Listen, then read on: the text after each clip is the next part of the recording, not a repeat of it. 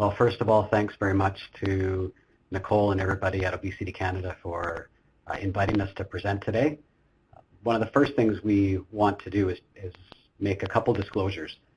So both myself, Jeff Ball, and Miriam Kebe, who's here with me doing the webinar, we partnered recently with Obesity Canada to design and disseminate conversation cards for adolescents, which Miriam's going to talk about at length today. But before that, I worked with Carla Fornesia for we partnered with Obesity Canada back when it was still Canadian Obesity Network to design and disseminate conversation cards, and I'll talk about how that work was carried out a number of years ago. And to set the stage, we thought we would share with you a couple objectives. One is to provide an overview of health practices on managing childhood obesity and a bit of the background that sort of underlied the work that we have done and continue to do in pediatric weight management. And then Miriam's going to talk in detail about conversation cards for adolescents and her ongoing work as part of her PhD at the University of Alberta. So the next slide sometimes is referred to as the plate of spaghetti, and I don't include that here for any other purpose, just other than just to convey the complexity. And for those of us who work clinically, sometimes that can be overwhelming when we think about all the different factors that have a positive or negative effect on energy balance. Sometimes it's difficult to think about where we even start. But when we work with families or when you work with individual children or patients or however you refer to them, we want to try to reduce some of that complexity and talk about those things in their lives, in our everyday lives, that are changeable and manageable. And that goes, I think, both for children and families, but also for clinicians, the things that they can focus on working with the people in their day-to-day practice. To reduce that complexity, I think, makes things a bit more manageable and tangible and hopefully actionable. And a lot of this is work that we've learned over the past 15 or so years at the Pediatric Center for Weight and Health, which is a weight management clinic for children and families that we have in Edmonton. We've done quite a bit of research over the years about a number of trainees, and the research that I'm talking about today largely has come from the experiences we've had, both as clinicians and as researchers working with families day to day.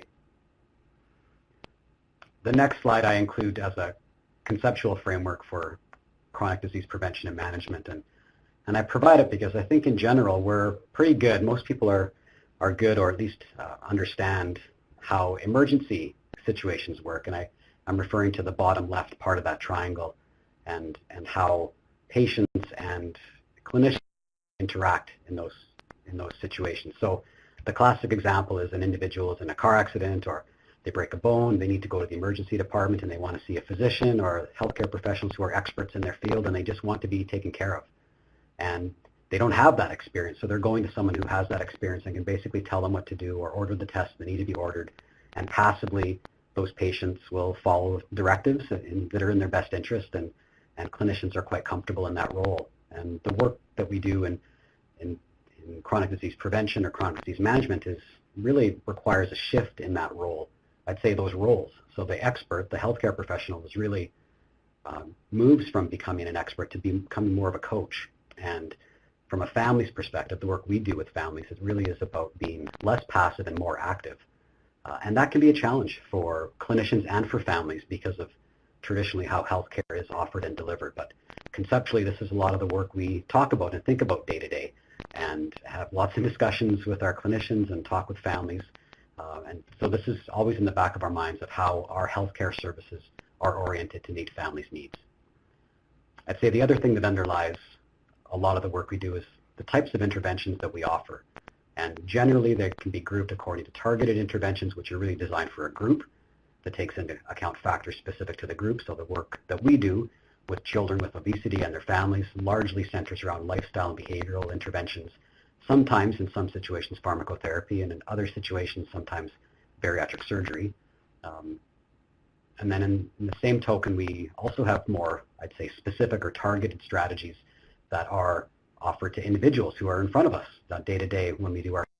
And arguably, any clinician who provides healthcare to a patient is doing precision or personalized medicine, which is really the terminology that's used more frequently today in academic medicine and research. And historically, precision and personalized medicine has been oriented around genetics and about pharmacotherapy, but arguably the work that we do and the work that a lot of people do in obesity and weight management also fits within that category, because you're really looking at individual factors or individual things in that patient's life, things that they may be facing challenges with or areas of opportunity for improvement, to improve weight or to improve health.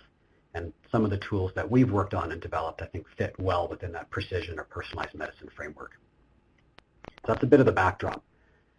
The other part that we wanted to highlight early on to set the stage for the work we do is what we know about clinicians who are practicing day to day. And this next slide, this is a paper that was published by Mitzi He a few years ago now, but it was a survey of Canadian physicians, and she was interested in barriers and needs. And the stars here just highlight a few of the points that relate to some of the work that we do ongoing. So that green box, you can see we've highlighted lack of treatment success, limited professional training. In the blue box, poor adherence to treatment plan, and in the yellow box, clinical resources and tools and materials for families. So these are the sorts of things that we've kept in mind as clinical researchers to think, well, what are the things that we can do academically, research-wise, that can help drive some improvements or maybe tool development that can actually meet some of these needs and try to overcome some of these barriers for clinicians who are working day-to-day with children with obesity. I'd say the other part that underlies the work we do is not so much in how, or not so much in what we do in terms of pediatric weight management, but how we approach the work that we do.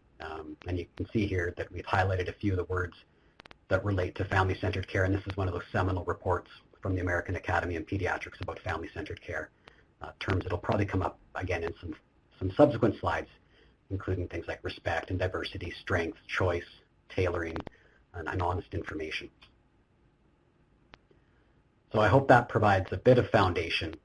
The next few slides, I'm going to talk about some research that Carla Farnese, a former graduate student here in Edmonton, worked on with me. And one of the first things she did was a review on an integrated review that really explored issues related to families and how they interact with healthcare professionals.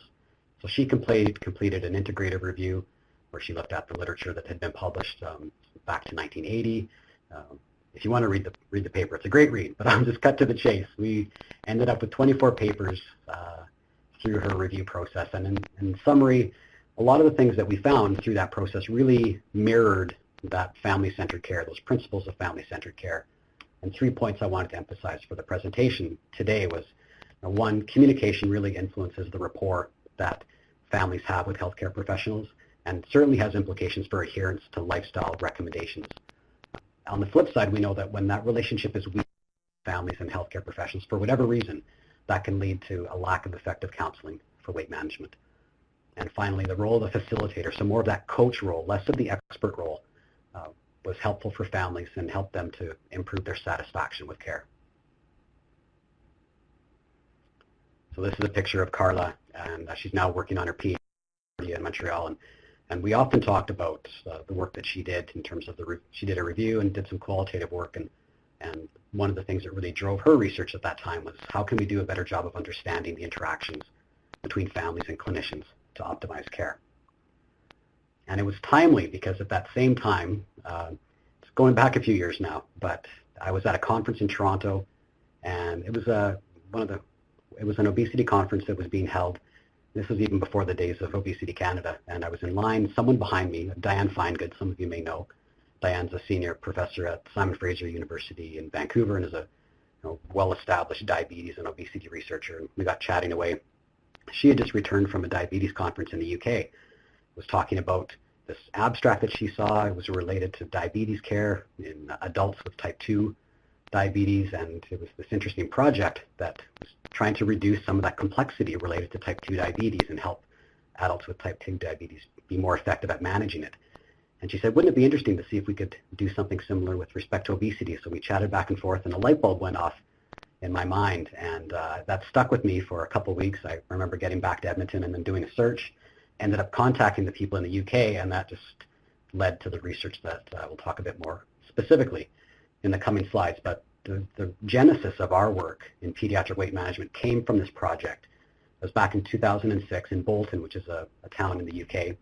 A diabetes network had partnered with a design company. So this was one of those opportunities where they were looking to go beyond, think outside the box, so to speak.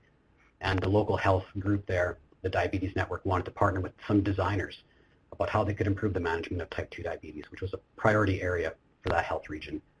And what they ended up doing was partnering designers with adults with type 2 diabetes, and the designers and the adults would sort of go up about their everyday lives, and the designer would make notes and ask questions and basically follow them around for a day or two or three and learn about their experience of being a person living with diabetes. Out of those interactions led to something called agenda cards. And you can see on the slide here the purpose of the cards was to improve collaboration, identify goals, concerns, strengths, and barriers for people living with diabetes when they had their interactions with it, and also to facilitate behavior change. And the photos here are just some snapshots of some of those cards and some of those statements. And fast forward a couple of years, that led to us doing some research, developing and then doing some preliminary testing on something called conversation cards. So a lot of this work was led by Carla, both from her review as well as from a qualitative study, and I won't go through in detail here, but I just wanted to set the stage for Miriam and the work that she's doing currently or recently completed.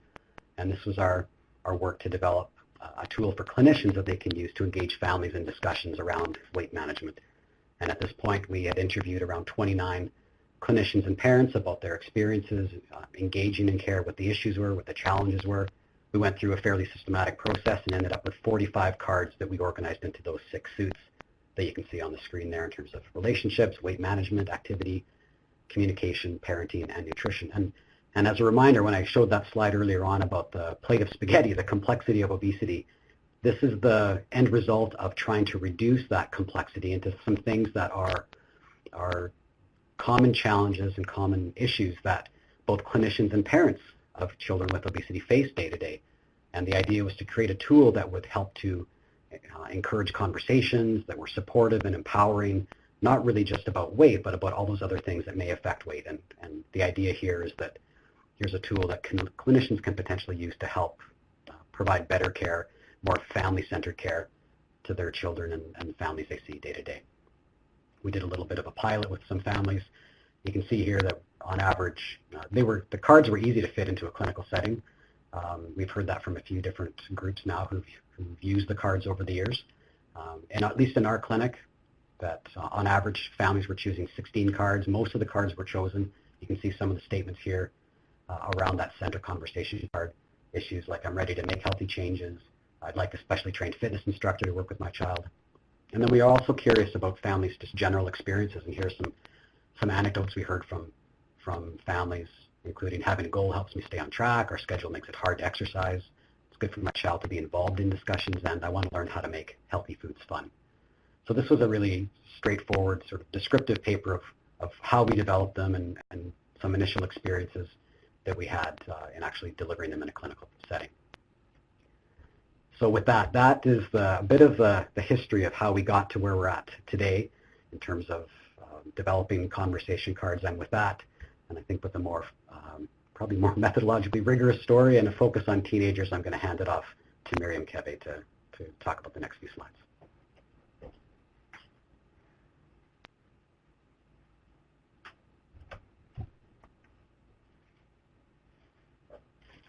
All right, thank you, Jeff, and thank you for the invite today to share with you some of our work and for the introduction.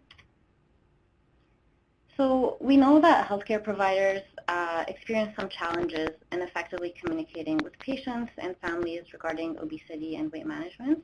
And as Jeff may have mentioned, this can be due to several reasons like a lack of time or a lack of training or just a lack of enough knowledge about obesity. And that's relevant to both children and teens. So as Jeff mentioned in a couple of slides ago, we developed conversation cards for families to use in a clinical setting with providers. And based on anecdotal feedback from healthcare providers on the conversation cards, there was a lot of interest in developing an adolescent-specific deck of conversation cards that is also bilingual. So that's referring to both English and French languages. So with that in mind, our team sought to develop conversation cards for adolescents. And our goal from developing these cards was to have a tool that both teenagers and healthcare providers can use to facilitate communication between one another and also help with behavior change. Now, the reason for including both English and French into the study is because we wanted to gain more of a cultural perspective and experiences in managing weight. So that helped us to gain a better representation of Canada's population of adolescents with obesity. So in this part of the webinar, we will share with you our work in developing this tool. So briefly, this included 3 phases, and the first phase of our research had an overarching goal of really providing a foundation of knowledge related to lifestyle habits of adolescents with obesity. And this phase also helped us to inform our next phase, which I will get to in a few slides. So the first step of the first phase, and you can already see this is a lot more methodologically concentrated, as Jeff described. So the first step was to look at the literature and see what's out there on the lifestyle habits of adolescents with obesity. More specifically, we wanted to explore the factors that make it easy or hard for adolescents to change their lifestyle, and that's in relation to several lifestyle areas like nutrition, physical activity, sedentary behavior, and sleep. As part of this review, so we retrieved 17 studies that touched on this topic, and we wanted to supplement the review by consulting with stakeholders, and that's referring to both providers and adolescents. And that was to gain their perspective on our findings and look into their interpretations, as well as try to identify or fill in any of the knowledge gaps that came out of the review. Then, because of, in this research, we really wanted to meet with adolescents, but we also wanted to engage them as partners in our research. So adolescents had a big role to play in developing these cards, not only as participants in the research, but also by providing their insight and their suggestions on the design and procedures of our phases that were included in this research. So to do that, we held a patient engagement panel with about 5 teenagers, and we explored their perspectives on both managing their weight and also on the upcoming research that we had planned. So in phase 2, we wanted to identify and also narrow down some factors related to the adoption of healthy lifestyle habits among adolescents with obesity. And so from phase 1, which included both the review and the engagement panel, that really helped to set the stage of generating the bulk of the data for our research. So that included conducting one-on-one interviews with 19 teenagers and focus groups with 16 healthcare providers. And this was done from July 2017 to January 2018, so it was completed fairly recently. And from these interviews, we wanted to identify the barriers and enablers, again, in the lifestyle areas that we explored in our review. And also, we added here the mental health component, which came out of our discussion with teenagers as part of the patient engagement panel, which was reported to be a very important factor to consider in the management of obesity. We also wanted to explore adolescents' recommendations to facilitate the implementation of these healthy lifestyle habits, and also look more into how weight management services are delivered to adolescents with obesity.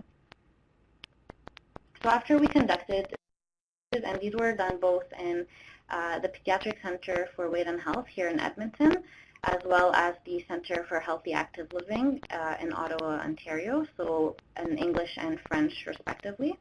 We came out with a list of factors, so barriers, enablers, and potential enablers that teenagers faced when it comes to changing their lifestyle habits. So from there, we wanted to have these adolescents rank order these factors in order of importance. So we invited all of the adolescents from our interviews to complete an online survey. in March, from February to March 2018, where we scale of 1 to 9, and we had a list of all the factors that came out of the interviews. And here we kept these statements very similar to how adolescents reported them. So our aim was to have it be more lay-friendly. So for example, instead of rewording some of their words, like if they said pop or soda, we would keep it, we wouldn't change it to sugar sweetened beverages. So this was really to have it more, again, teenager specific.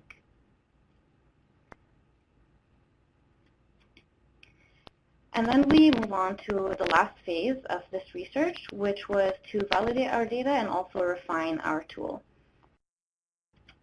So in total, we had about 153 factors that came out of our interviews. And after the prioritization activity that was by adolescents, we were able to narrow these down to 15 statements per 3 categories. So these categories refer to the barriers, enablers, and potential enablers. So what stops teens from having a healthy lifestyle, what helps teens to have a healthy lifestyle, and what could help teens to have a healthy lifestyle.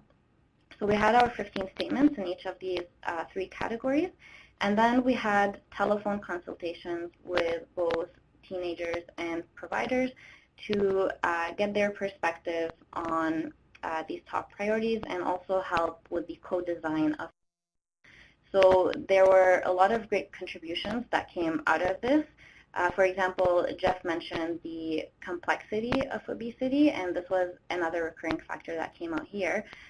For example, you see all the color codes for the different statements that refer to the different lifestyle areas. So we have nutrition, physical activity, inactivity, sleep, mental well-being, relationships, and clinical factors. And as an example, one thing that came out of these telephone consultations was to not force a particular into one of these lifestyle areas, because then we would be undermining from the complexity of obesity, and rather just have be inclusive of all the lifestyle areas if applicable. Other things that came out, for example, mental well-being, using those terms instead of mental health, which had more of a negative connotation associated to it, according to the teenagers that we talked to. So really, their contributions were all considered and implemented in developing conversation cards for adolescents. Now, what you've all been waiting for is probably this slide. So this is an example of how the cards look. This is our baby right here on the screen, the results of 3 years of work.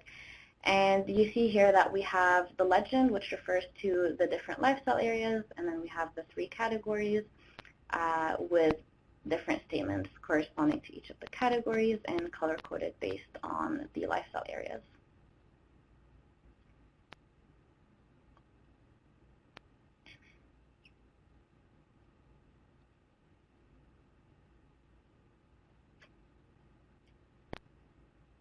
So from our work in developing conversation cards for adolescents, we really hope that these cards can help to optimize communication between adolescents and healthcare providers, and to help move beyond a simple didactic conversation about healthy behaviors, but to have it more patient-centered, where teenagers can identify their own priorities that they would like to work on when it comes to changing their lifestyle habits.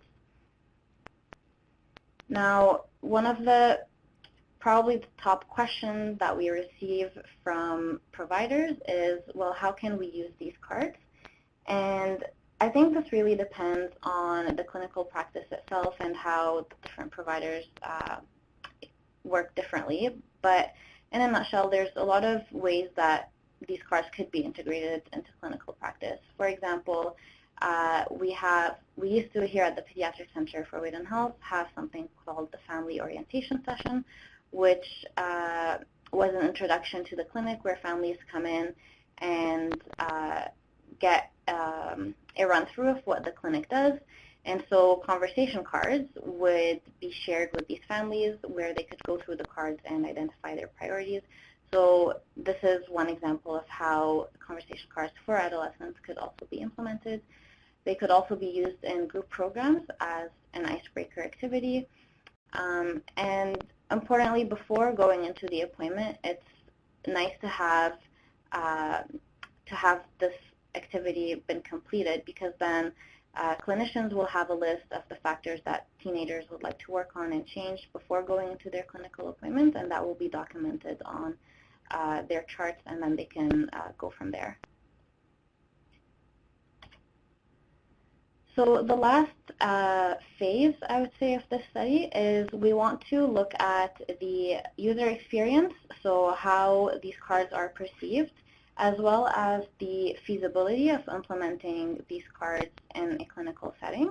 So we've partnered with the Northeast Community Health Center here in Edmonton, up in the north, to complete a pilot randomized control trial with about 50 adolescents with obesity and clinicians working there in primary care. So right now we have received ethics approval, and we're just waiting on site approvals to get this started. And then hopefully by the end of the year we should have more insight on how these cards can be used in clinical practice. And with that, we would like to thank everyone who has contributed to making this project a reality, including all the committee members on my thesis work, all of our collaborators and partners, Obesity Canada, as well as all of our funders. And I just wanted to mention one more thing before we sign off. At the beginning, I had mentioned that we had a couple disclosures. The other thing that I didn't mention is that the cards are priced. Off the top of my head, I don't know how the cards will be priced online through the Obesity Canada online store, but they're priced in such a way for Obesity Canada to recoup some of the cost, or hopefully all the cost. As a nonprofit, they invested money in helping to design and print them, and that's why they aren't free. But we hope that some of you listening, or you and your colleagues, see some value in using them in your clinical practice, and that hopefully families have an opportunity to use them and talk about weight and health in a way that maybe they haven't had a chance to do before. So with that, I think both Miriam and I will sign off. And again, thank you again for logging in today and listening to the research we've been up to for the past few years. Thank you so much for everyone's interest and for listening.